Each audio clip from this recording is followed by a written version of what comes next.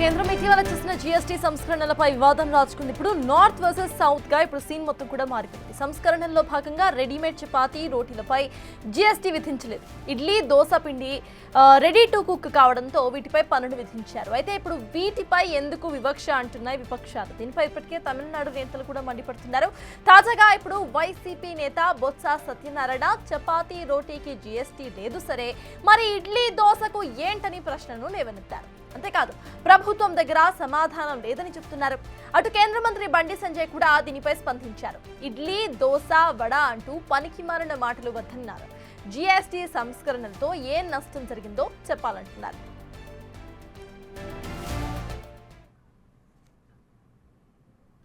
దక్షిణ భారతదేశం, ఉత్తర భారతదేశం సంబంధించి హోటల్కి వెళ్తాం. మనం రేపు ఉదయం చపాతీ రోటీ తింటాము, లేదు ఇడ్లీ దోశ తింటాము. మన దగ్గర అయితే ఎక్కువగా 90% ఇడ్లీ దోశ తింటారు. అదే మేము ఉత్తర భారతదేశం పోతే ఢిల్లీ కానీ ఎక్కడికైనా పోతే ఆ చపాతీ లేకపోతే పరోటా తింటారు. పరోటాకి రోటీకి క్లారిటీగా ట్యాక్స్ లేదని రాస్తుంది. మరి ఇడ్లీకి దోశకు ఉందా లేదా ఒకసారి మీరు ఆలోచన చేయండి, క్లారిటీ అడగండి అని చెప్పాం. అది లేకపోతే మేమే ఆమోదించమని చెప్పలే. అసలు ఆలోచన చేయడానికి వాళ్ళకి లేదు. ఇంతే కాదు.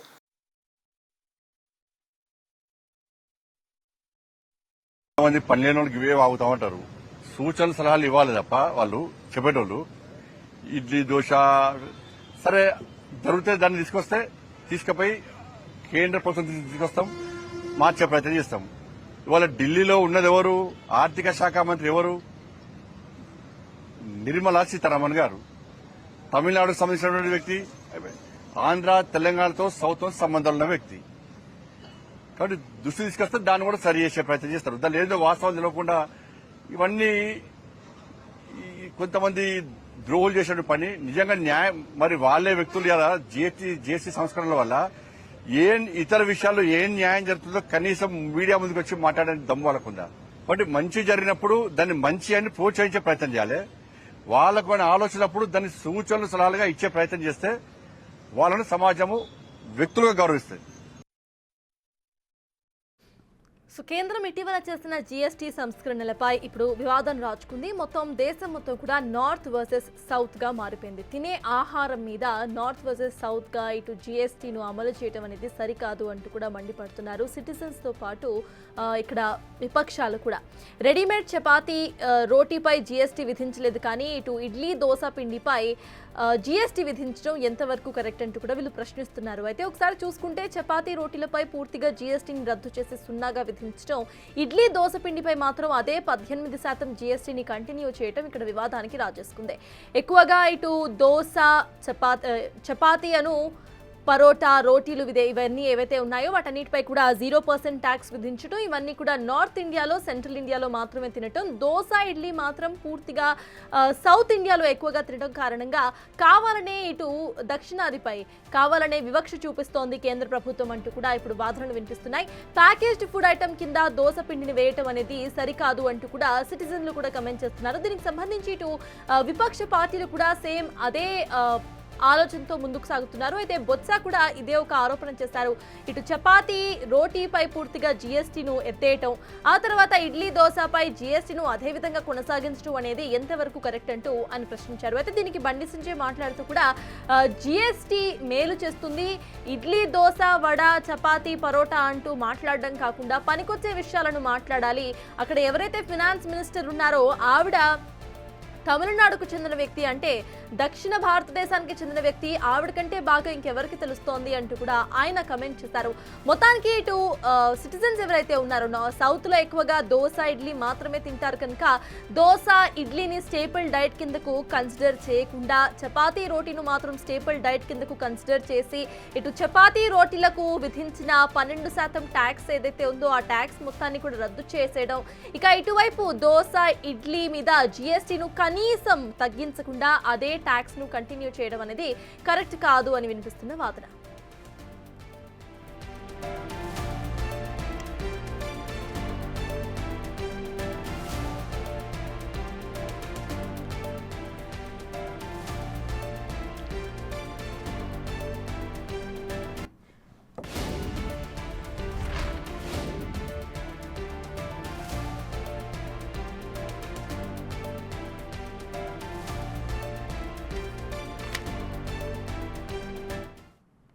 ఎస్ దీని గురించి మాట్లాడడానికి we have with us doctor Kishore Nukalapati ఆర్థిక నిపుణులు మనతో అవైలబుల్గా ఉన్నారు. నమస్తే కిషోర్ గారు. నమస్తే అండి. ప్రెసెంట్ చూస్తున్నామండి జిఎస్టీ స్లాబ్స్ విధించిన అనంతరం కూడా ఇటు నార్త్ అండ్ సౌత్ లాగా విభజన జరిగిపోయింది. కేవలం విపక్షాలు మాత్రమే కాదు, కొంతమంది సిటిజన్స్ కూడా దీని గురించి లేవనెత్తిన ప్రశ్న ఇటు దోశ ఇడ్లీ మీద అదే జిఎస్టీను ఎట్లా కంటిన్యూ చేస్తారు అంటూ. సో దీనికి సంబంధించి మీరేమంటారు? గవర్నమెంట్ లాజిక్ అంటే ముందుగా రెండు విషయాలండి. ఒకటి, ఇడ్లీ దోశ బ్యాటర్ అంటే ఆ పిండి, దాని మీద జిఎస్టీ. రెండు, ఇడ్లీ దోశ ఐటమ్స్ హోటల్లో ఏదైతే సర్వ్ చేస్తారో సెల్ చేస్తారో వాటి మీద జిఎస్టీ. ఇడ్లీ దోశ మీద బ్యాటర్, బ్రాండెడ్ బ్యాటర్ మీద 18% జిఎస్టీ. బ్రాండెడ్ ఆటా మీద 5% జిఎస్టీ. అంటే అక్కడే ఒక వ్యత్యాసం క్లియర్గా కనిపిస్తుంది. సెకండ్, హోటల్లో ఏదైతే దోశ ఇడ్లీ అమ్ముతారో వాటి మీద 5% జిఎస్టీ కంటిన్యూ చేస్తున్నారు. రోటీ, చపాతీ, ఇంకా గోధుమ పిండితో తయారు చేసే మన బ్రెడ్, వీటి మీద మాత్రం జిఎస్టీ నీళ్ళు. అంటే మొదటిగా మనం రోటీ, చపాతీ, ఆటా మీద జిఎస్టీ ఎందుకు వేయాలి, ఎందుకు వేయకూడదు అనే అంశం వదిలిపెట్టేసి ఇడ్లీ దోశ వాటి మీద కూడా జిఎస్టీ ఎందుకు వేయాలి అనే విషయం మీద మనం మాట్లాడుకోవాలి. ఎందుకంటే మొదటిగా బ్రాండెడ్ దోశ ఇడ్లీ మన బ్యాటర్ మీద అంటే పిండి మీద 18% జిఎస్టీ వేస్తే ప్రజలు అన్బ్రాండెడ్, అన్హైజీనిక్ దోశ ఇడ్లీ పిండి కొనుక్కుంటారు. అంటే బ్రాండెడ్ కొనుక్కుంటే మనం ఖర్చులు కొనుక్కుంటున్నట్టు, ఫైనాన్షియల్ ఇన్హెల్త్ని కొనుక్కుంటున్నట్టు, అన్బ్రాండెడ్ కొనుక్కుంటే హెల్త్ ఇల్నెస్ని కొనుక్కుంటున్నట్టు. సో బ్రాండెడ్కి కూడా 5% జిఎస్టీ ఉంటే, బ్రాండెడ్ ఇడ్లీ దోశ పిండి మీద కూడా 5% జిఎస్టీ ఉంటే ప్రజలు హైజీనిక్ గా ఉంది అని బ్రాండెడ్ ఐటమ్స్ వైపు వెళ్తారు. ఎప్పుడైతే మీరు అక్కడే ఒక 13% ఎడిషనల్ జిఎస్టీ లెవీ చేస్తున్నారో అక్కడే మీకు ప్రజలు అన్హైజీనిక్, అన్బ్రాండెడ్ దోశ ఇడ్లీ పిండికి ఆప్ చేసే అవకాశం ఎక్కువ ఉంటుంది. సో ఇక్కడే మనం ఒక ఎకనామిక్ సెన్స్ మిస్ అయింది గవర్నమెంట్ అనిపిస్తుంది. గవర్నమెంట్ లాజిక్ ఏంటంటే దోశ ఇడ్లీ పిండి రెడీ టు కుక్ ఐటమ్, ఆటా రా ప్రొడక్ట్. ఈ బేసిస్ మీద డిస్ట్రిబ్యూషన్ అనేది కరెక్ట్ కాదు అని అందరికీ తెలిసిన విషయం. So who will bell the cat, who will inform the government? Of course, media like you and the other public uproar. అది జరుగుతున్నా కూడా గవర్నమెంట్ పట్టించుకోవట్లేదేమో అనే కన్సర్న్ మీరు ప్రముఖంగా వినిపిస్తున్నారు, విచ్ ఇస్ అప్రిషియబుల్. ఇప్పుడు రెండో పాయింట్, మీరు చెప్పినట్టుగా ఇడ్లీ దోశ ఐటమ్స్ హోటల్లో అమ్మే వాటి మీద 5%, రోటీ, చపాతీ, బ్రెడ్ వీటి మీద 0 జిఎస్టీ. ఈ వ్యత్యాసం కూడా సరికాదు. ఎందుకు అంటే ఇడ్లీ, నేను ఒక గత 2 నెలల క్రితం ఇడ్లీ మీద ఒక ఆర్టికల్ రాశాను లింక్డ్ఇన్ లో. మీరు సర్ప్రైజ్ అయ్యే విషయం ఏంటంటే ఒక రోజులో 5,000 మంది చదివారు. నాకున్న 20,000 మంది ఫాలోవర్స్ లో ఒక ఆర్టికల్ ని ఒకే రోజులో 5,000 మంది చదివారు. అంటే మీరు అర్థం చేసుకోండి, ఇడ్లీ అనేది సౌత్ ఇండియాలో ఒక అంతర్భాగం. ప్రతి ఇంట్లో కూడా ఇడ్లీ అనేది ఒక సాధారణ ఆహారపు ఐటమ్. అంతేకాదు స్పెషలైజ్డ్ ఫెస్టివల్స్ లో ఉంటాయి, పండుగల్లో ఉంటుంది, పెద్దవాళ్ళ పెళ్లిలో ఉంటుంది, చిన్నవాళ్ళ పెళ్లిలో ఉంటుంది. ప్రతి ఇంట్లో కూడా ఇడ్లీ అనే ఐటమ్ ఉంటుంది, ఇడ్లీ దోశ ఏదో.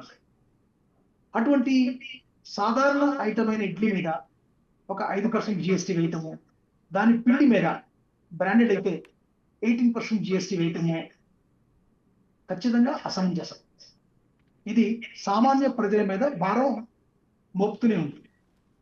ఇది తీసేస్తే గవర్నమెంట్కి చాలా రెవెన్యూ లాస్ జరుగుతుంది. ఎందుకంటే ప్రత్యక్షంగా పరోక్షంగా ఇడ్లీ ఒక్కటే ఐటమే 30,000 crores మార్కెట్ ఉంది ఇండియాలో.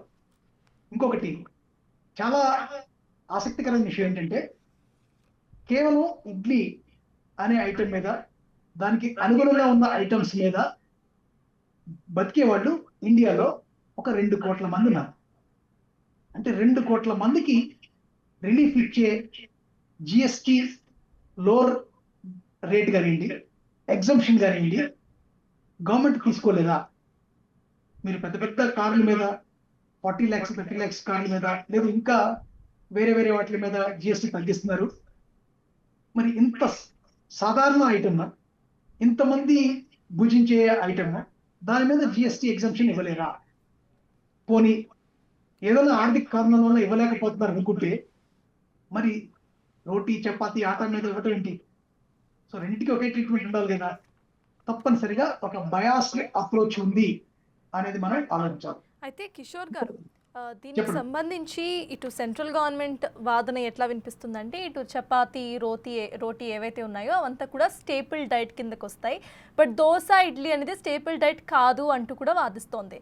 అండ్ దీనికి సంబంధించి బండి సంజయ్ మాట్లాడుతూ కూడా దీనికి రియాక్ట్ అవుతూ ఎవరైతే కేంద్ర మంత్రి ఫినాన్స్ మినిస్టర్ ఉన్నారో ఆవిడ స్వయంగా సౌత్ ఇండియాకు చెందిన వాళ్ళు, తమిళనాడుకు చెందిన వాళ్ళు, ఆవిడకి తెలీదా అంటూ కూడా ఆయన కమెంట్ చేశారు. అంటే ఎలా చూడాలంటారు? ఐరానిక్గా కనిపిస్తోంది కంప్లీట్ సిచ్యువేషన్. మీరేమంటారు దీని గురించి? అవునండి, అంటే ఎసెన్షియల్ ఐటమ్ అనే కేటగిరీలో రోటీ చపాతీ బ్రెడ్ వీటికి జిఎస్టీ 0 చేశారు. మనం మాట్లాడుకున్న సాధారణ కుటుంబంలో తీసుకునే ఐటము, 2 కోట్ల మంది బతికే ఐటము, 30,000 కోట్ల ఆర్థికంగా విలువ జరుగుతున్న వర్తకము, సేల్స్ జరుగుతున్న ఐటమ్, ఇది ఎసెన్షియల్ ఐటమ్ కాదా అనేది మనం ఆలోచించాలి. తర్వాత ఆటాలో ఎవరండి బ్రాండెడ్ ఉంది? ఒకసారి ముందు ప్రొడక్ట్ తగ్గుతుంటారు. ఆటా బ్రాండ్ లో లీడింగ్ ఒకటి ఐటీసీ ఆశీర్వాద్, 2 అదాని ఫార్చ్యూన్. ఆ 2 గ్రూప్స్, 2 బ్రాండ్స్. ఇడ్లీలో ఎంటీఆర్, ఇంకా ఐడి ఇడ్లీ ఏదో 2-3 ఉన్నాయి. ఆటాకి మార్కెట్ షేర్ ప్రొడక్ట్ గా 10,000 crores ఇండియాలో. ఇడ్లీ బ్యాటర్ కి మార్కెట్ షేర్ ఒక 5,000 crores. రెండింటి షేర్ కూడా ఒకే శాతంలో, ఒక 13% సంవత్సరాంతం పెరుగుతుంది. కానీ ఈ జిఎస్టి వ్యత్యాసం వల్ల కావచ్చు, లేదు ఈ 18 and 5% అనేది చాలా రోజు కంటిన్యూ అవుతుందండి. ఆ వ్యత్యాసం వల్ల కావచ్చు, లేదు ఆహారపు అలవాట్ల కొంత మారటం వల్ల కావచ్చు, atta market share idli market share కంటే చాలా త్వరితగతిన చాలా హెచ్చుగా పెరుగుతూ ఉంది. ఒక రకంగా ఒక చిన్న చూపు చూడటం అనొచ్చు, ఒక స్టెప్ మదర్లీ ట్రీట్మెంట్ అనొచ్చు, లేదు ఇగ్నోర్డ్ కాన్సెప్ట్ అనొచ్చు. ఇట్లా whatever could be the basis, ఇడ్లీకి ఒక లోవర్ ఫోకస్ ఉంది గవర్నమెంట్ లో అనేది క్లియర్గా కనిపిస్తుంది. సో ఇప్పటికైనా సరే ఇంత మీడియాలో చర్చ జరుగుతున్నప్పుడు, ఇంతమంది రిప్రజెంటేషన్ ఇస్తున్నప్పుడు, idli should be considered as an equivalent essential item, which is the fact, which is known to everyone in the government. కాబట్టి మీ మీడియా రిప్రజెంటేషన్స్ ఇవన్నీ కూడా గవర్నమెంట్ చెవిన పడతాయి అని ఆశిస్తూ, వారు ఇడ్లీకి కూడా, ఇడ్లీ దోశకి కూడా జిఎస్టీ 0 చేస్తారని నా రిక్వెస్ట్. కిషోర్ గారు, I never thought of telling this to the central government maybe. ఎందుకంటే చాలా చిన్న చిన్న ఫ్యాక్ట్స్. ఇప్పుడు స్టేపుల్ డైట్ అనేది ఏదైతే ఉందో ఒక్కొక్క స్టేట్కి అది డిఫర్ అవుతూ ఉంటుంది. The same we are divided into north and south. అక్కడ నార్త్లో మేబీ డెఫినెట్లీ అక్కడ చపాతీ రోటీ వాళ్ళ స్టేపుల్ డైట్, ఇక్కడ సేమ్ అలానే ఇడ్లీ అండ్ దోశ. అండ్ ఇటు బ్రెడ్ మీద అక్కడ జిఎస్టీని తగ్గించడం, ఇడ్లీ మీద పెంచడం అనేది ఇంకా సార్కాస్టిక్గా కనిపిస్తోంది. బికాస్ సౌత్ ఇండియా మొత్తం కూడా సేమ్ ఎలా అయితే బ్రెడ్ మనం ఎట్లా తీసుకుంటామో ఎవరైతే ఒంట్లో బాగున్నప్పుడు, అట్లా idli is considered like that, right? So అయినా కూడా ఆ స్టేపుల్ డైట్ అనే ఒక డెఫినేషన్నే మార్చేసి మరి ఇట్లా జిఎస్టీ నార్మ్స్ని ఇవ్వటము, అండ్ సెంట్రల్ గవర్నమెంట్ ఇచ్చిన చిన్నది ఆఫ్టర్ ఆల్ అని అనుకోవాలి మనం, ఇడ్లీ దోశ చపాతీ రోటీ అనేది సిటిజన్స్ చెప్తున్నా కూడా వాళ్ళు పట్టించుకోకపోవడం ఎలా చూడాలి? అంటే మీరు చెప్పిన దాంట్లో ఒక వాస్తవం ఉంది. ఏంటంటే idli dosa full staple food కాదు, అది మనం కూడా ఒప్పుకోవాలి. ఎందుకంటే మనకు అది breakfast item are snack item. అంటే మనం మధ్యాహ్నం పూట ఇడ్లీ దోశ సాధారణంగా తినము, కానీ ఆట అనేది 3 times a day staple item. అది Correct. నార్త్ ఇండియన్లో వాళ్ళకి రైస్ అనేది సెకండరీ ఐటమ్, రోటీ అనేది మేజర్ ఐటమ్. అయితే అది ఆ బేసిస్ల కంటే కూడా ఇంత ఎసెన్షియల్ ఐటమ్, కామన్ మ్యాన్ తినే ఐటమ్, ఎక్కువగా కామన్ మ్యాన్ తినే ఐటమ్, అండ్ ఇంత ఎంప్లాయ్మెంట్ క్రియేట్ చేస్తూ చాలా మందికి, అంటే పేదవాడి దగ్గర చేతిలో 30 రూపాయలే ఉన్నాయంటే అతను చేసే పని ఏంటంటే ఒక 2 ఇడ్లీ 2 చట్నీ ఉన్న ఒక ప్లేట్ ఇడ్లీ తీసుకుంటాడు. మనకి 10 రూపీస్ నుంచి కూడా 20 రూపీస్ రేంజ్లో, 10 to 20, 20 to 40, ఈ 2 రేంజెస్లో ఇవాళ కూడా మనకి మార్కెట్లో ఇడ్లీ దొరుకుతుంది. మరి ఇటువంటి సాధారణమైన ఐటమ్ ఇంతమంది చాలా దిగువ మధ్యతరగతి ఇంకా లోవర్ క్లాస్లో ఇమ్మీడియట్గా ఒక ఫుడ్ దొరుకుతుంది అని ఆలోచించి తీసుకునే ఐటమ్ మీద ఇంత జిఎస్టీ మోపటం సమంజసమేనా అని గవర్నమెంట్ ఒకసారి ఆలోచించి వేరే నిర్ణయం తీసుకోవాలని ఆలోచిస్తాను. Yes, thanks a lot, Kishore Garu, to join with us and to let us know the facts. Thanks a lot. So yes, అదే ఇప్పుడు కేంద్ర ప్రభుత్వం ఇటు ఇడ్లీ దోశ మీద ఇటు జిఎస్టీను అలానే ఉంచడం, అట్ ద సేమ్ టైమ్ రోటీ చపాతీ మీద జిఎస్టీను పూర్తిగా ఇటు 5% ఆటా మీద అండ్ రోటీ చపాతీల మీద పూర్తిగా సున్నాను చేసేసింది జిఎస్టీ. బట్ ఇడ్లీ దోశ మీద మాత్రం మీరు బ్యాటర్ కొనుక్కుంటుంటే ఖచ్చితంగా 18% జిఎస్టీను చెల్లించాలి. ఇఫ్ ఇన్ కేస్ మీరు రెస్టారెంట్కి వెళ్ళి తింటుంటే ఖచ్చితంగా 5% ట్యాక్స్ను చెల్లించాల్సి ఉంటుంది అంటూ కూడా కేంద్ర ప్రభుత్వం ఒక వివక్ష చూపిస్తుంది అనే వాదన ఇప్పుడు వినిపిస్తోంది. మరి దీనికి సంబంధించి కేంద్రం ఏమైనా జిఎస్టీ సవరణ మళ్ళీ చేస్తుందా లేదా అనేది వెయిట్ చేసి చూడాలి.